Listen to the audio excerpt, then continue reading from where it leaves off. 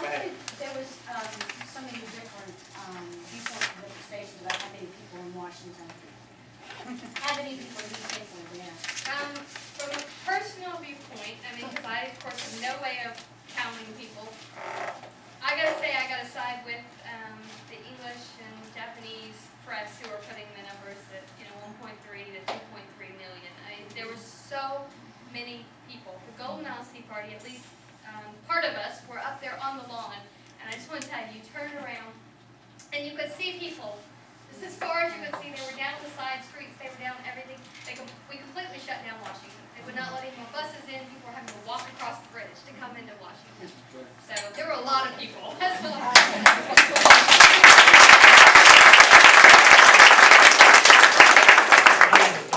And I don't want to usurp this, but I also was in D.C.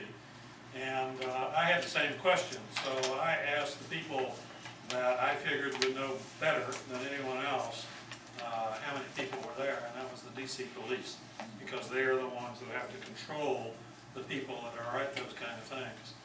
Early in the morning, at around 9:30 or 10 o'clock, I talked to a person, and the estimate at that time officially about the police department was 1.2 million. The rally itself did not officially start until 1 o'clock, and when I left at about 1:30 or 2, there were still hordes of people coming in. So I promise you, there was at least 1.2 to 2 million people or more at that rally. It would have sent shivers up your spine had you had the privilege. Can I say something? The University of Indiana did using aerial photographs and grids, they projected the number of people, and they came out with 1,995,000 something. And then they decided, just to be cautious, they would take out 200,000 just for cars or monuments might have been there. So their official, looking at the grids very scientifically, was about 1,000,008. And that was after they deducted 2 million. Raise their hand. I just want to see how many people this group was there.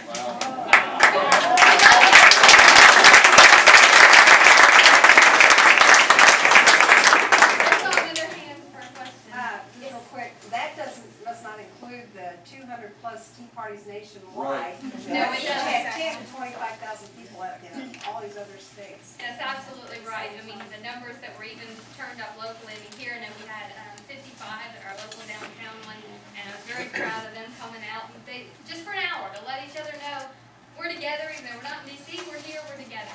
So it was amazing. So, and yes, I see a hand. No, I have a question. I just wanted to thank you. I think President Reagan would be so proud of everybody.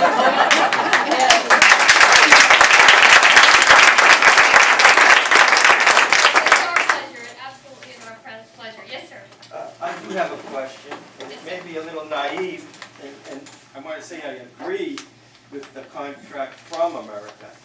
But what about if you have an R and a D, and nobody signs on the dotted line with the C?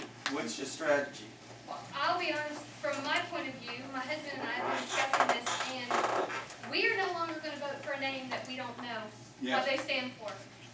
I'm tired of voting for the lesser of two evils, and I'm not going to do it anymore, so at least they'll know that they didn't get my vote. So hopefully it'll quit inflating those numbers at least. If you don't know the person, don't vote for them. I mean, that's just what I want to say. You know, if you know, say you know one of those people and you know they believe what you believe, even if they don't sign on that, I mean, vote for them. But for me, I'm going to have to know what they stand for. And it might not be the contract from America completely, but I do need to know what they stand for. Can I say that you need to educate yourself and find out what these people are? Absolutely. No, We have had Democrats running as Republicans around here for years. Yes. Yes. To get elected. Find out what they are. Absolutely, and that's what we're saying. Do not vote for a name anymore. And you know, one thing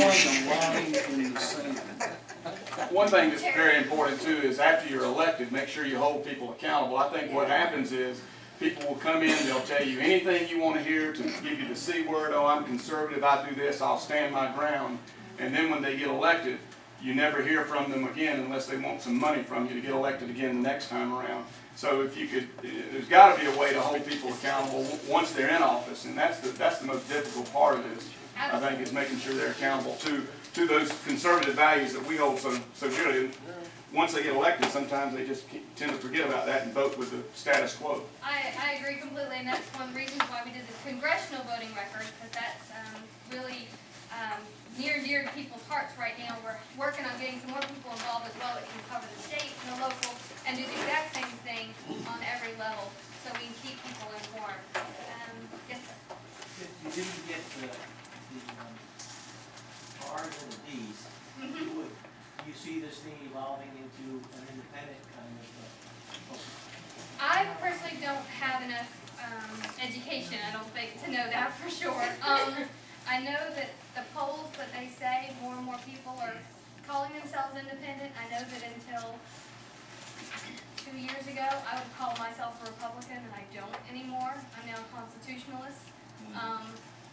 So I think that it can happen, but I don't know for sure. I mean, hopefully it'll just right itself. I'm hoping as we work and we say conservatism is the important thing, somebody will pull forward as that conservative movement.